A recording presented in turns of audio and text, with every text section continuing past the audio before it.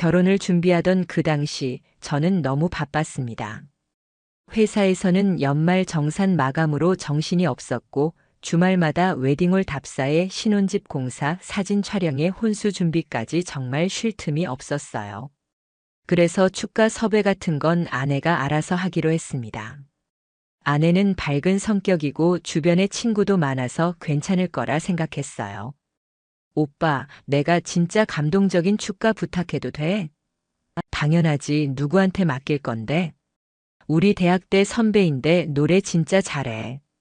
교회에서 찬양팀도 오래 했고 음원도 낸 적 있어. 그 말만 듣고 저는 고개를 끄덕였습니다. 아내가 그렇게까지 말하는 사람이라면 분명 실력 있는 사람일 거라 생각했거든요. 그 당시엔 별로 깊게 생각하지 않았습니다. 설마 그게 제 인생을 뿌리째 흔들게 될 줄은 몰랐습니다.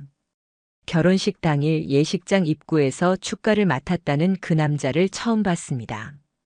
수트 차림에 머리를 깔끔하게 넘긴 외모, 어딘가 익숙한 듯 낯선 얼굴이었어요. 그는 저와 눈이 마주치자 웃으며 인사했습니다. 안녕하세요. 결혼 축하드립니다. 네, 오늘 축가 너무 기대하고 있어요. 그가 웃으며 대기실로 향했고 곧 이어 리허설이 시작됐습니다. 마이크 테스트를 하며 그가 부른 노래는 꽤 감미로웠습니다. 사람들도 다들 감탄했죠. 저도 그땐 속으로 생각했어요. 아내가 정말 괜찮은 사람을 섭외했구나. 고맙다. 그런데 그날 밤 신혼여행 떠나기 전날이었죠. 아내는 축가를 다시 들어본다며 핸드폰을 들고 침대에 누워 있었고 이어폰 한쪽만 꽂고 희죽희죽 웃더라고요. 무슨 노래야? 오늘 축가 불렀던 거 다시 들어보는데 좋다. 뭔가 그 말투가 이상했지만 저는 피곤했기 때문에 그냥 넘겼습니다. 그때부터였을지도 모릅니다. 모든 이상함을 스쳐가듯 흘려보냈던 게. 신혼여행을 다녀온 뒤에도 아내는 SNS를 자주 했습니다. 저는 평소에 SNS를 거의 하지 않아서 관심이 없었지만 아내는 자주 사진을 올렸어요. 집밥 만든 사진, 저와 같이 찍은 셀카, 때로는 혼자 카페 간 인증샷도 올렸죠. 그중에 댓글이 자주 달리는 계정이 하나 있었어요. 제이보이스라는 닉네임. 너 진짜 여전히 예쁘다. 너밖에 없더라. 그날 잊지 못해. 처음엔 아내 지인 중 친한 친구인가 보다 싶었어요. 근데 이 남자가 단지 댓글만 다는 게 아니었습니다. 아내가 스토리를 올리면 실시간으로 반응을 했고 종종 아내도 그 사람 스토리를 리그램 하더라고요. 그때부터 제 촉이 이상해졌습니다. 그 남자 뭔가 익숙한 말투 어디서 본 적이 있던 것 같은데. 그래서 저는 아내가 인스타에 태그한 사진 중 제이보이스 계정 프로필을 눌러봤어요. 프로필엔 노래하는 남자의 흑백 사진이 있었고 소개란엔 이렇게 적혀 있었어요. 당신의 마음에 닿을 수 있기를. 그 순간 제 머리를 스치는 한 사람이 있었죠. 결혼식 날 축가를 불렀던 그 남자 정장 입고 예의 바르게 웃으며 저를 향해 고개 숙였던 그 남자 저는 바로 아내에게 물었습니다. 이 계정 누구야? 아는 사람이야? 아, 그거. 그냥 대학 선배야. 교회 다닐 때 알았던 사람 왜? 아내는 아무렇지 않게 대답했습니다. 하지만 저는 무언가 단단히 꼬였다는 확신이 들었어요. 그 사람은 댓글에서 감정을 숨기지 않았습니다. 단순한 침묵도 아니었고 친구 사이에서 나올 수 없는 말투였어요. 심지어 어느 날은 이런 댓글이 달려 있었어요. 그날 이후로 나는 아무것도 바랄 수 없었다. 그냥 너의 미소만으로도 충분했으니까. 그 말을 읽는 순간 저는 눈앞이 아득해졌습니다. 이건 친구 사이에 주고받을 수 있는 말이 아니었어요. 그리고 이건 결혼한 여자에게 남길 수 있는 말도 아니었습니다. 이상한 기분이 머리끝까지 차올랐고 가슴은 쿵쾅거렸습니다. 그런데 정작 아내는 아무렇지도 않게 일상을 보내고 있었습니다. 그래서 저는 직접 움직이기로 했습니다. 이상함을 의심으로, 의심을 확신으로 만들기 위해서요. 그날 이후 저는 아내가 SNS에 글을 올릴 때마다 몰래 캡처를 해두기 시작했어요. 그 남자도 마찬가지였습니다. 하나도 빠짐없이 그 남자의 계정 활동을 모니터링했고 매번 아내의 피드에 좋아요 누르는 타이밍, 스토리에 반응 남기는 텀.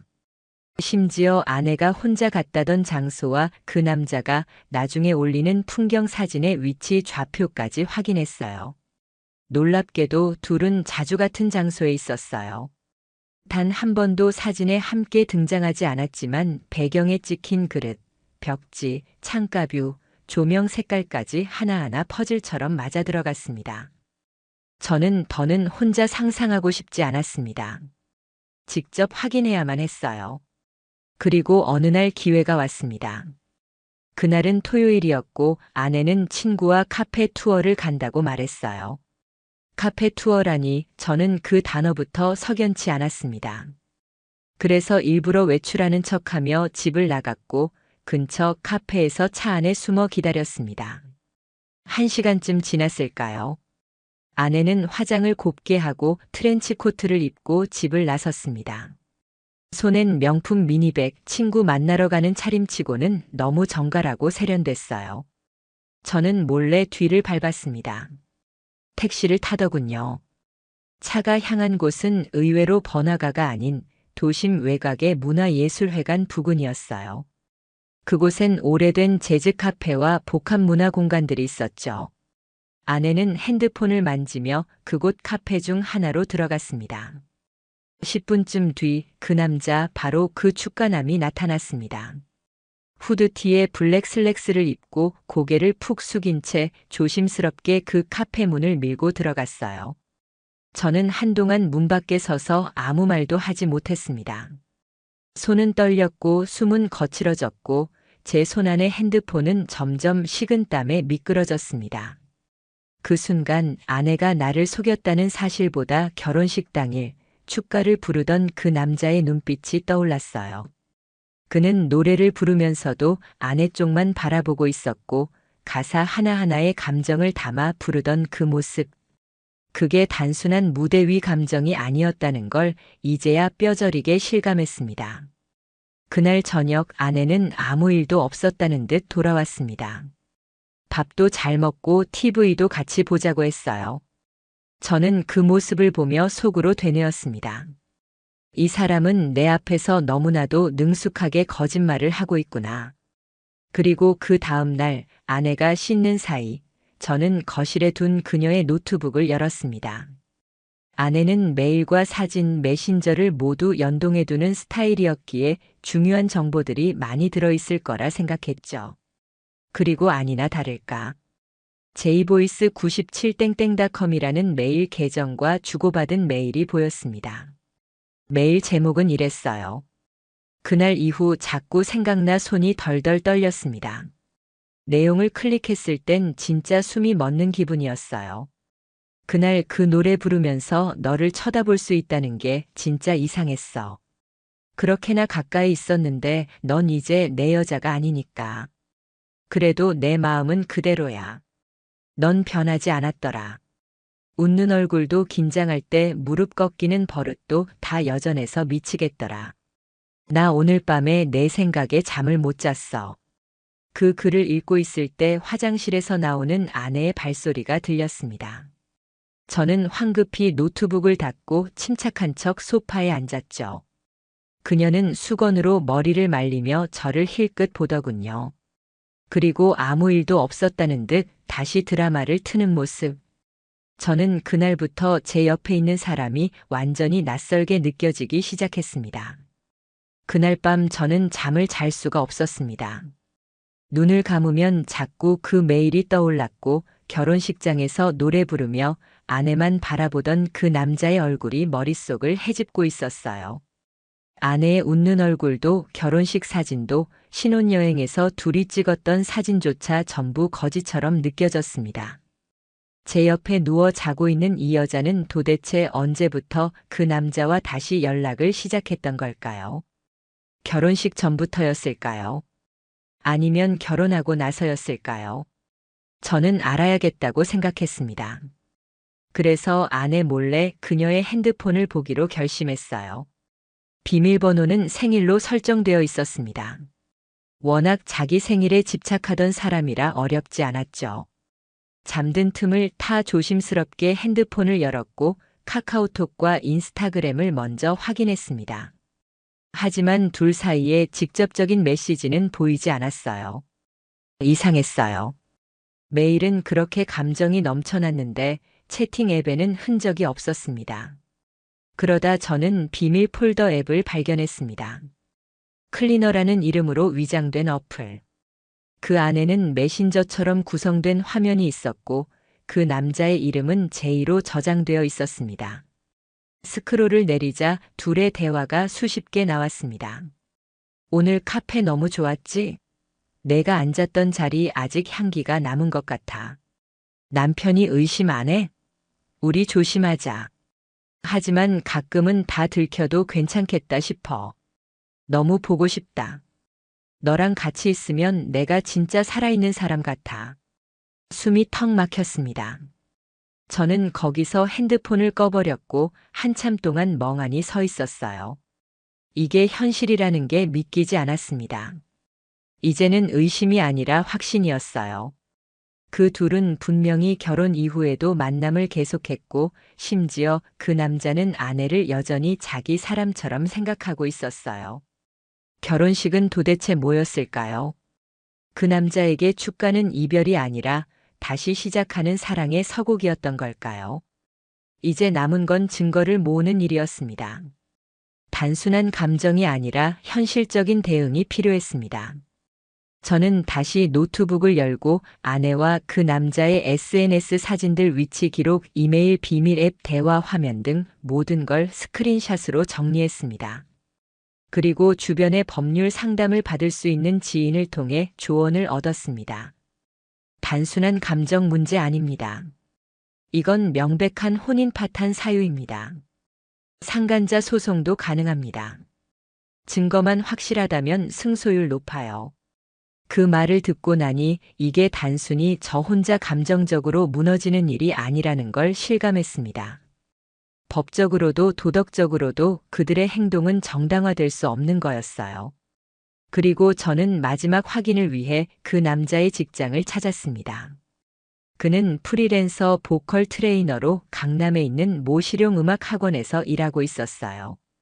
저는 신분을 숨긴 채 상담을 가장하고 수강 문의를 했고 상담을 맡은 사람이 바로 그 남자였죠. 저를 보자 그는 잠깐 멈칫했어요. 저를 기억하고 있다는 표정이었습니다. 결혼식장에서 단 한 번 본 얼굴인데 이 남자는 저를 정확히 알아보더군요. 저는 일부러 아무렇지 않게 웃었습니다. 축가 부르신 적 있으시죠? 어디서 뵌 것 같아서요. 그는 순간 당황한 듯 했지만 곧 미소를 지으며 말했습니다. 아, 예, 맞아요. 가끔 부탁받고 하기도 해요. 그 목소리를 듣는 순간 그가 아내에게 보냈던 메일이 귀에 쿵쿵 울리는 것 같았습니다. 내가 앉았던 자리 아직 향기가 남은 것 같아. 그날 저는 그 학원 로비를 나오며 다짐했습니다. 끝까지 이 두 사람의 거짓말을 낱낱이 밝히겠다고요. 제 결혼이, 제 감정이, 제 인생이 무대 위 축가 한 곡으로 조롱당한 일이 아니길 바라면서 그날 이후 저는 아내의 일정을 본격적으로 추적하기 시작했습니다. 더는 상상과 감정에 기대고 싶지 않았습니다. 분노가 아니라 확신이 필요했어요. 결혼 생활을 지켜내기 위한 것이 아니었습니다. 이 결혼이 어디서부터 잘못됐는지를 밝혀내기 위한 싸움이었어요. 아내는 늘 그랬듯 일상적인 척 행동했어요. 회사 출근, 친구 모임, 딸기 카페, 플리마켓, SNS에는 여전히 평온한 사진이 올라왔고 사진 아래엔 늘 그 남자의 댓글이 빠지지 않았습니다. 그 남자는 말투를 바꾸기 시작했어요. 이젠 더 노골적이고 더 감정적이었습니다. 넌 여전히 내 마음속에 살아있다.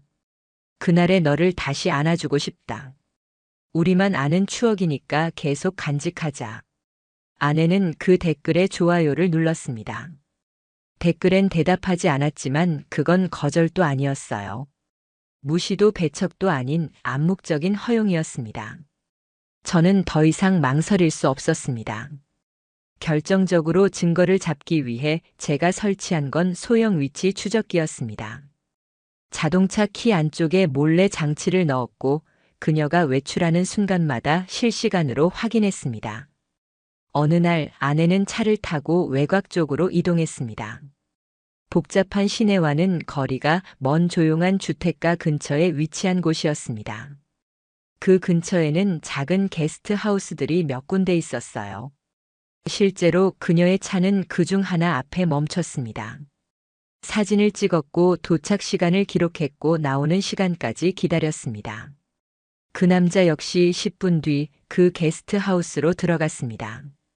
같은 방향, 같은 문, 더 이상의 해석이 필요 없었습니다.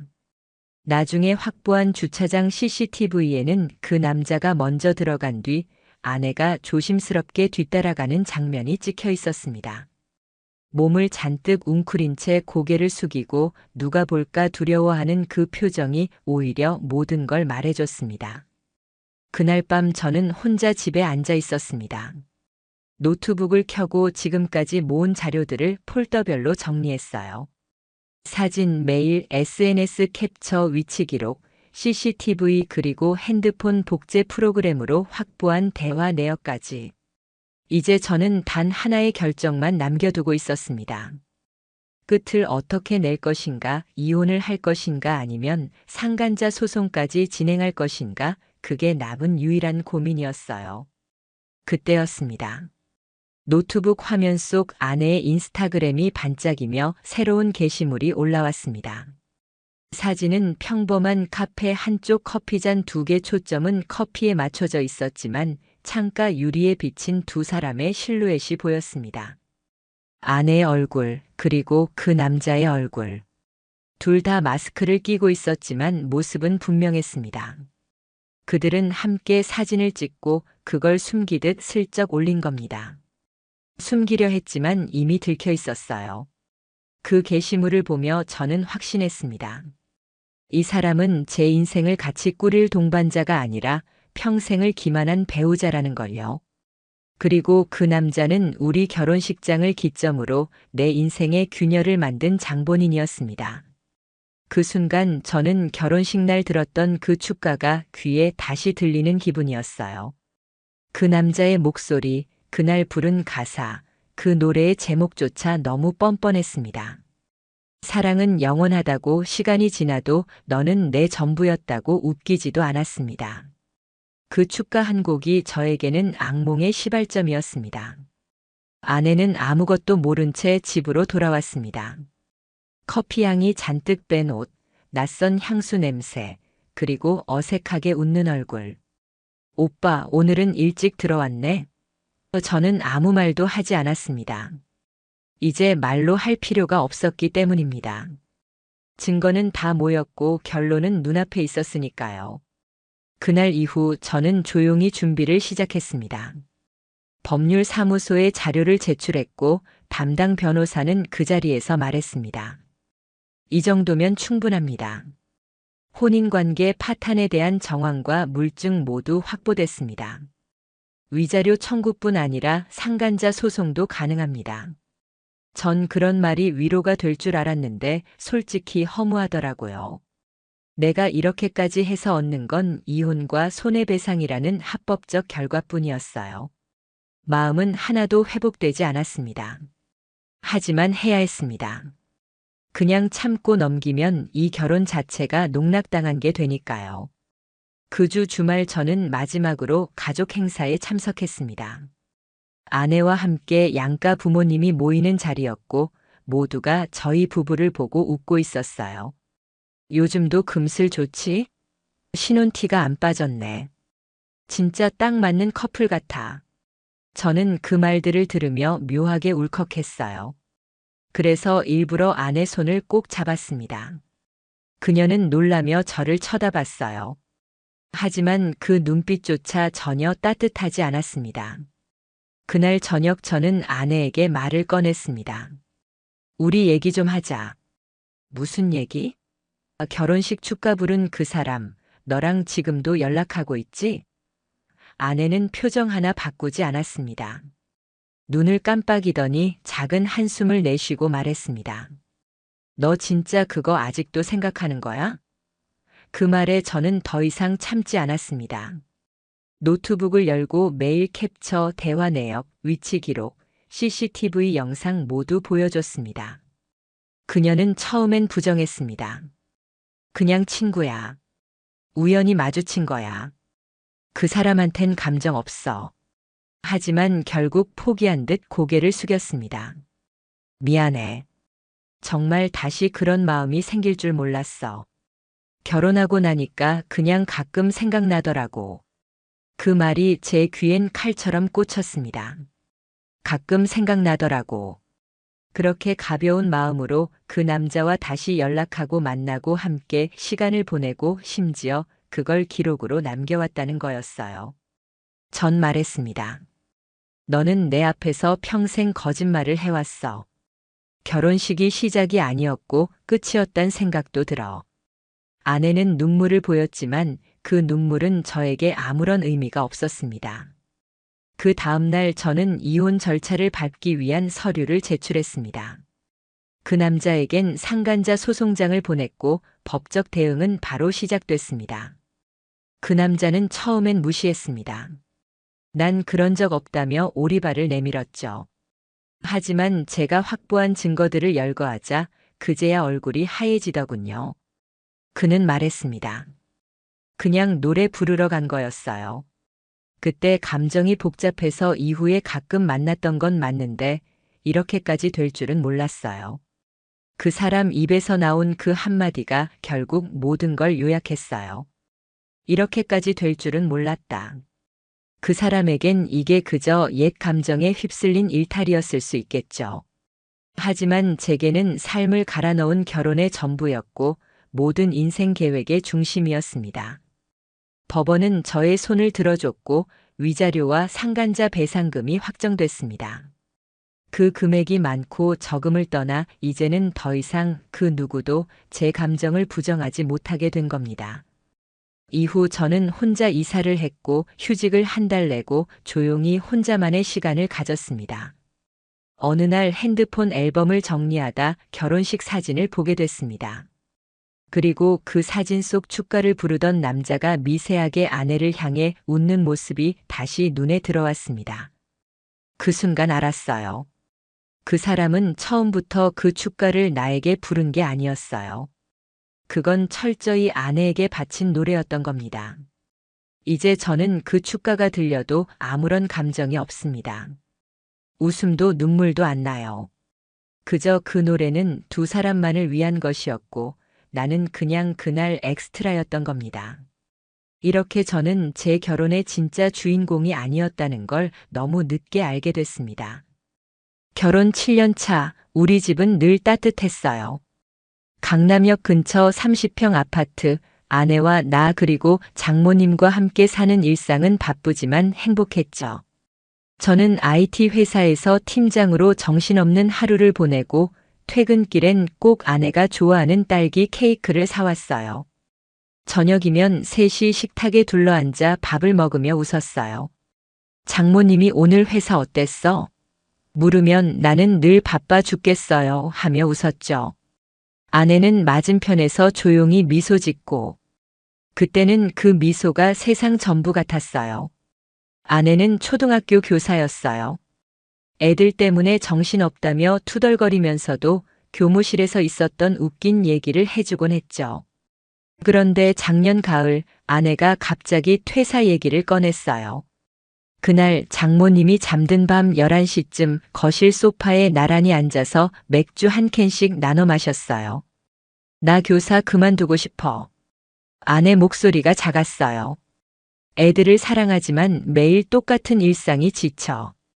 나는 맥주 캔을 쥔 손에 힘이 들어갔어요. 아내 월급이 없으면 아파트 대출이 부담스러울 터였죠. 그래도 눈앞에서 떨리는 아내 눈빛을 보니 차마 반대할 수 없었어요. 그래, 내가 원한다면 그렇게 해도 돼. 내가 어떻게든 해볼게. 제 말에 아내가 안도한 듯 미소 지었어요. 고마워, 오빠. 진짜.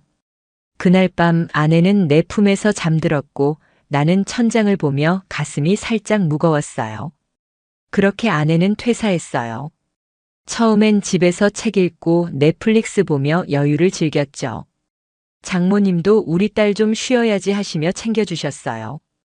아침이면 셋이 커피 마시며 수다 떨고 주말엔 한강공원 산책 다녔어요. 행복했어요. 정말 그랬어요. 그런데 퇴사 2달쯤 지났을까 아내가 조금씩 변하기 시작했어요. 예전엔 트레이닝복 차림으로 집에 있던 아내가 갑자기 외출이 잦아졌어요.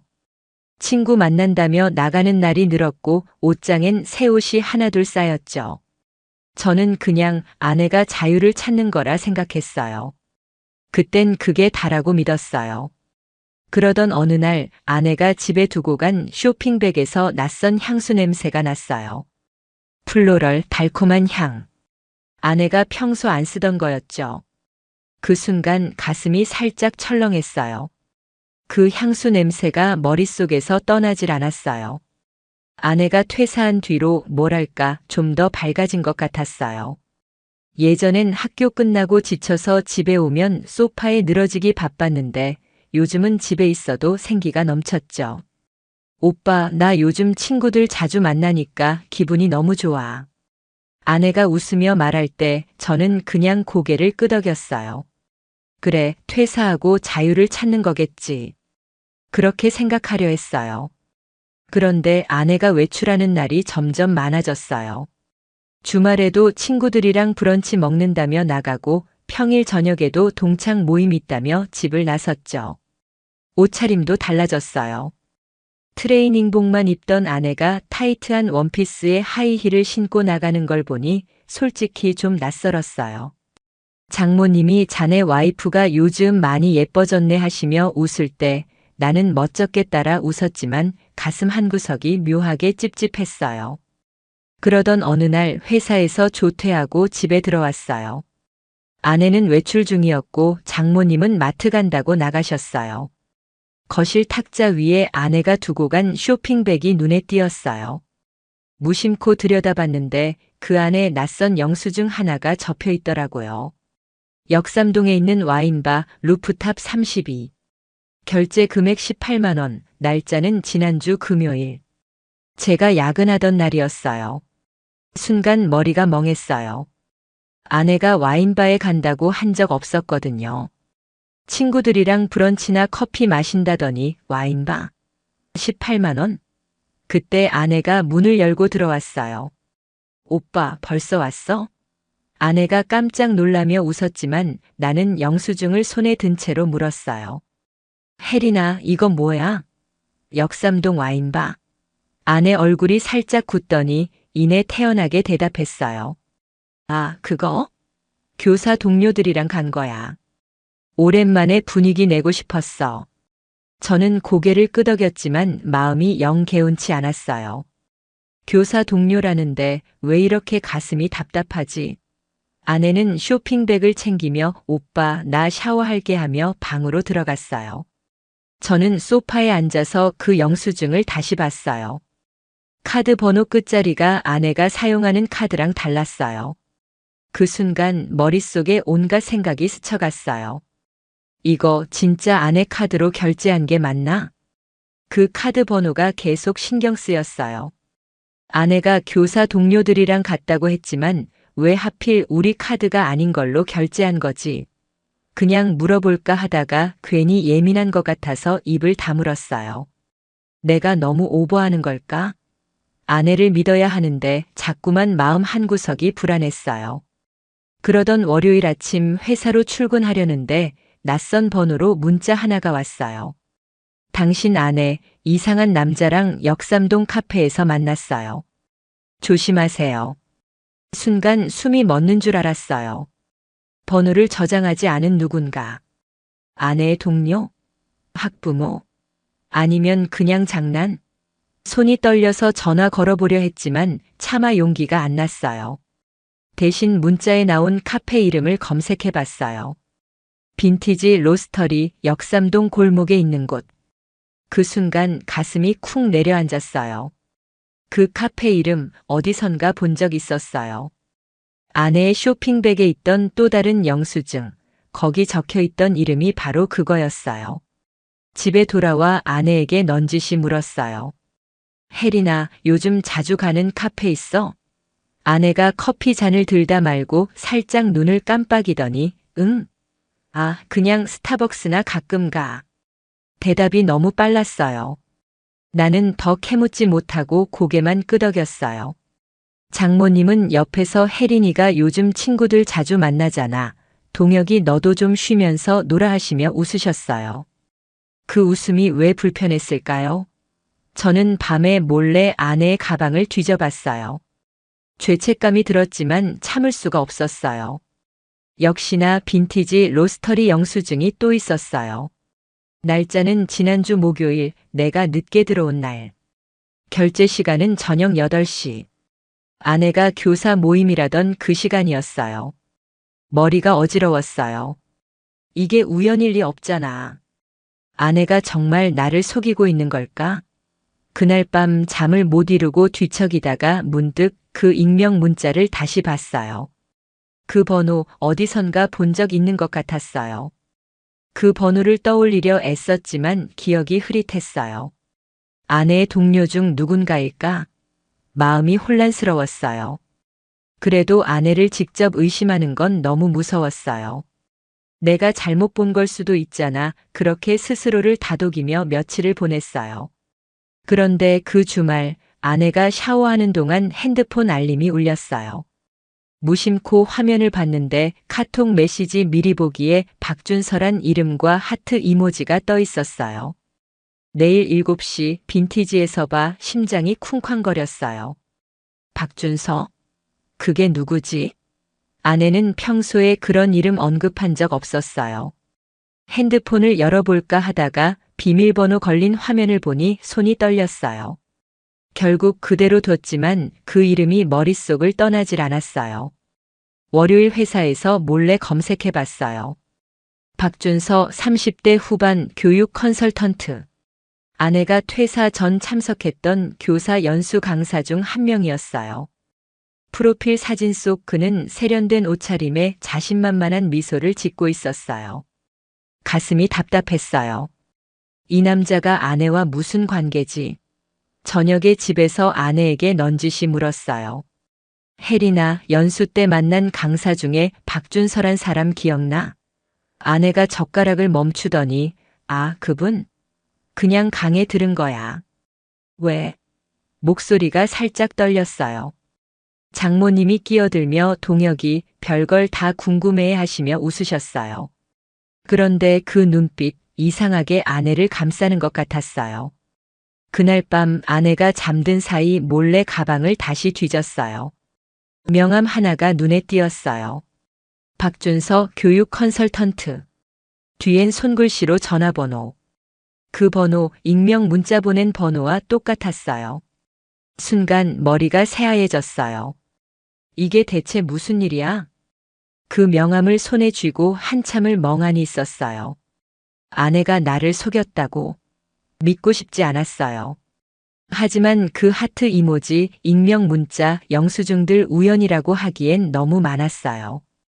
더 이상 참을 수 없었어요. 다음 날 회사 동료 추천으로 사설 탐정을 만났어요. 50대 아저씨 차분한 말투로 증거가 필요하면 맡겨요 하시더라고요. 아내를 조사한다는 게 죄책감 들었지만 진실을 알아야 했어요. 계약서에 사인하고 탐정에게 아내의 사진과 일상을 알려줬어요. 최대한 조용히 부탁드립니다. 제 목소리가 떨렸어요. 며칠 뒤 탐정에게서 첫 보고가 왔어요. 아내가 박준서란 남자와 빈티지 로스터리에서 2번 만났대요. 사진도 첨부됐어요. 아내가 웃으며 커피 잔을 들고 맞은편에 앉은 남자가 미소 짓는 장면. 심장이 쿡 찔렸어요. 그런데 더 충격적인 건 아내를 카페까지 태워준 차가 장모님의 흰색 SUV였다는 거예요. 장모님이 아내를 거기 데려다 줬다고. 믿을 수가 없었어요. 그날 밤 집에 돌아와 장모님께 물었어요. 장모님, 요즘 아내 어디 자주 데려다 주시죠? 장모님이 TV를 보다 말고 그냥 친구들 만난다던데 하시며 시선을 피하셨어요. 그 모습에 가슴이 더 무거워졌어요. 결국 결심했어요. 집에 소형 카메라를 설치하기로. 온라인으로 주문한 손톱만 한 카메라를 거실 선반 뒤에 숨겼어요. 버튼을 누르는 순간 손이 덜덜 떨렸어요. 내가 지금 뭐 하는 거지? 하지만 멈출 수 없었어요. 진실을 봐야 했어요. 카메라가 녹화 시작됐다는 신호를 보냈을 때 문득 아내의 웃는 얼굴이 떠올랐어요. 아내의 웃는 얼굴이 자꾸 눈앞에 아른거렸어요. 그 미소 진짜였을까? 카메라를 설치한 뒤로 매일 밤 몰래 영상을 확인했어요. 처음 며칠은 별거 없었어요. 아내가 커피 마시고 장모님이 드라마 보는 평범한 일상. 하지만 일주일 뒤 그 영상을 봤어요. 아내가 거실에서 누군가와 통화하며 웃고 있었어요. 준서 오빠 진짜 웃겨.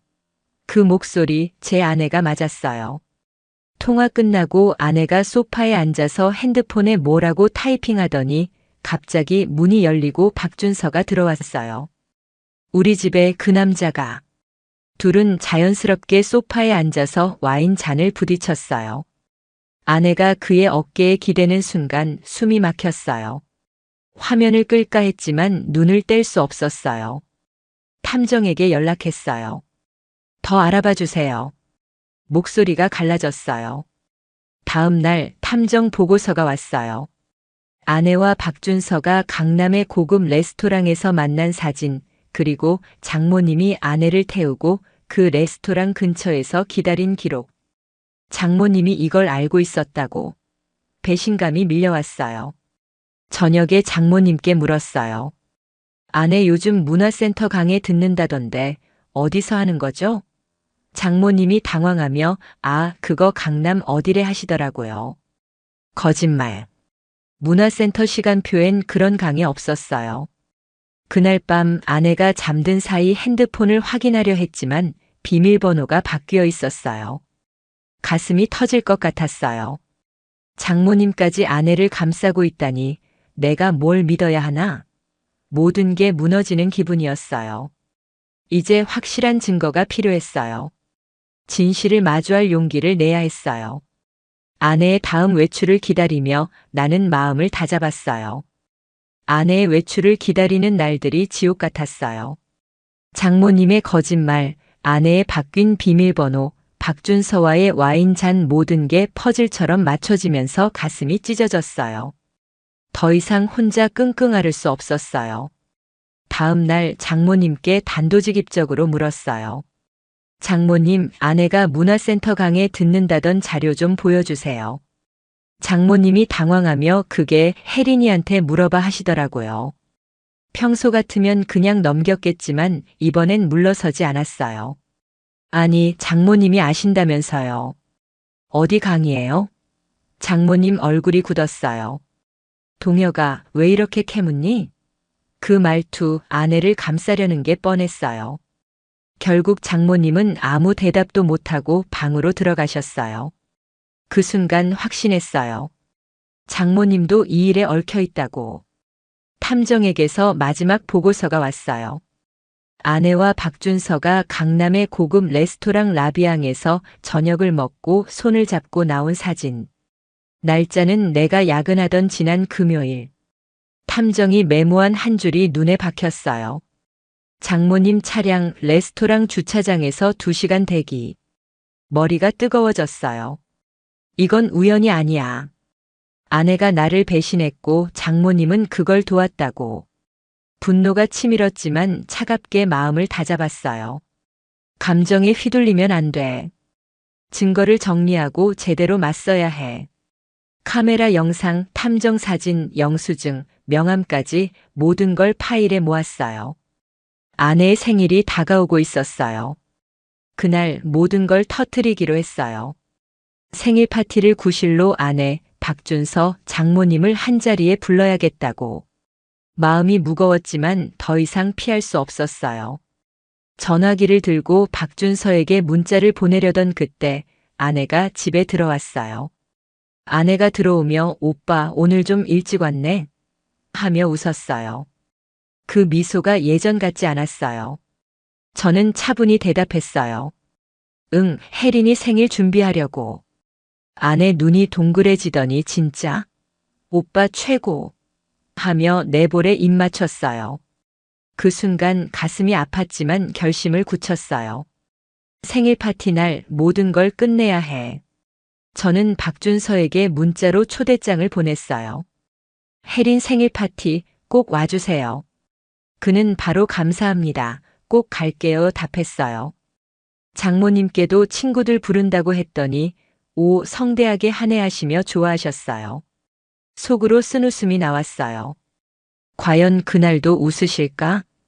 생일 파티 날 우리 집 거실은 풍선과 케이크로 화려했어요. 아내는 새 원피스를 입고 환하게 웃었고 박준서가 양주 한 병을 들고 왔어요. 장모님은 옆에서 과일을 깎으며 분위기를 띄우셨어요. 저는 조용히 TV를 켰어요. 혜린아, 특별한 선물 준비했어. 모두의 시선이 화면으로 쏠렸어요. 카메라 영상이 재생됐어요. 아내와 박준서가 우리 집 소파에서 와인 잔을 부딪히는 장면. 레스토랑에서 손잡고 나오는 사진. 아내 얼굴이 하얗게 질렸어요. 오빠, 이게 뭐야? 목소리가 떨렸어요. 박준서는 입을 다물고 고개를 숙였고 장모님이 동혁아, 이게 무슨 짓이야? 소리쳤어요. 나는 차갑게 대답했어요. 장모님, 아내를 레스토랑까지 태워다 주신 거 다 알아요. 아내가 울며 오빠 미안해 설명할게 했지만 저는 더 듣고 싶지 않았어요. 혜린아, 우리 끝이야. 그렇게 말하고 집을 나왔어요. 차 안에서 핸드폰을 켰을 때 변호사 번호가 눈에 들어왔어요. 차 안에서 한참을 멍하니 앉아 있었어요. 아내의 울음소리, 장모님의 외침, 박준서의 침묵. 모든 게 머릿속에서 맴돌았어요. 배신감이 분노로 바뀌고 다시 허무함으로 가라앉았어요. 집으로 돌아갈 용기가 없었어요. 대신 변호사 사무실로 향했어요. 40대 여자 변호사 차분한 목소리로 증거가 탄탄하네요. 이혼과 상간자 소송 둘 다 가능해요 하셨어요. 저는 고개를 끄덕였어요. 최대한 빨리 진행해 주세요. 그날 호텔에 묵으며 증거 파일을 다시 봤어요. 아내의 웃음, 박준서의 손길. 가슴이 찢어졌지만 이제는 냉정해져야 했어요. 며칠 뒤 아내에게서 전화가 왔어요. 오빠 제발 만나줘. 잘못했어. 울먹이는 목소리였지만 나는 차갑게 끊었어요. 장모님은 혜린이가 행복하려고 그랬다며 변명했지만 듣고 싶지 않았어요. 박준서는 연락이 닿지 않았어요. 회사 동료가 위로해줬어요. 동혁아, 너 잘못 없어. 새 출발해. 그 말이 위안이 됐어요. 소송 준비는 빠르게 진행됐어요. 변호사가 위자료와 아파트 소유권 청구를 준비하며 판결까지 몇 달 걸릴 거예요 했어요. 그동안 나는 회사와 호텔을 오가며 버텼어요. 아내의 물건이 가득한 집에 들어갈 때마다 가슴이 아팠지만 이젠 돌아갈 길이 없었어요. 동료가 등산 모임에 데려가며 좀 쉬어 했어요. 산에 오르며 숨을 고를 때 문득 판결날이 다가온다는 생각이 들었어요. 판결날 법원은 내게 위자료 5천만 원과 아파트 소유권을 줬어요. 아내는 울면서 사과했지만 저는 고개만 끄덕였어요. 박준서도 위자료를 물었고 결국 아내와 헤어졌다는 소식을 들었어요. 장모님은 지방으로 내려가셨어요. 집은 조용해졌지만 텅 빈 느낌이었어요. 아내의 흔적이 남아있는 방을 정리하며 가슴이 시렸어요. 믿었던 사람들에게 배신당한 상처 쉽게 지워지지 않았어요. 그래도 멈출 순 없었어요. 새 출발을 해야 했으니까. 동료가 데려간 등산 모임에서 새로운 사람들을 만났어요. 40대 아저씨가 인생 한 번 넘어졌다고 끝나는 거 아냐 하며 맥주 캔을 건넸어요. 그 말이 가슴에 박혔어요. 산 정상에서 서울 야경을 내려다보며 문득 내가 살아있다는 게 느껴졌어요.